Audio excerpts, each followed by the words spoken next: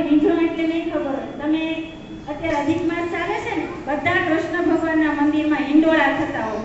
કોઈએ જોયા છે હિંડોળા? શાકના, ફૂલના. આ હિંડોળા ઝૂલતા હોય અને ભગવાનને મોરના પીછાનો આખો પંખો બનાવી અને હવા નાખવામાં આવે.